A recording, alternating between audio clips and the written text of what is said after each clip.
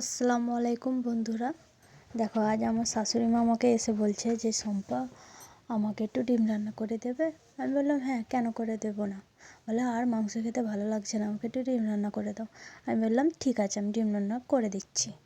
বলে 4টে ডিম নিয়ে নিচ্ছি, সেদ্ধ করে খোসা ছাড়িয়ে ওতে জাবরং মাখিয়ে দিয়েছি, লাল লাল করে তারপরে ভেজে নিয়েছি। আমি একটু বেশি করে তেল দিয়ে দিয়েছিলাম, যাতে ওই তেলেতেই সব আলু ভাজা রান্নাটাও হয়ে যায়। ওটা দেখুন, ডিমটা তুলে নিয়ে আলুটাকেও দিয়ে দিয়েছি। আলুটাকে ভালো করে ভেজে নিয়েছি, ওতে একটু লবণও দিয়েছিলাম। লবণটাকে দিয়ে ভালো করে ভেজে নিয়ে তুলে নিয়েছি, তেল ছেঁকে তুলে নিয়েছি। তারপরেই দিয়ে দিয়েছি পেঁয়াজ কুচি। পেঁয়াজটাকে ভালো করে লাল লাল করে ভেজে নিয়েছি। নেওয়ার পরে দিয়ে দিচ্ছি আদা বাটা, রসুন বাটা আর গোলমরিচ, জিরে বাটা একসাথে ওইটা বেটে নিয়েছিলাম, ওইগুলো দিয়ে দিয়েছি।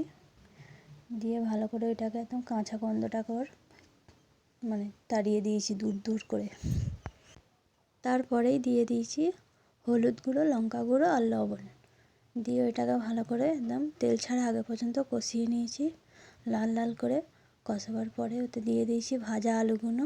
একটু চিনিও দিয়েছিলাম, দেখুন চিনিটাও দিয়ে দিয়েছি তরকারির টেস্টটা বাড়াবার জন্য।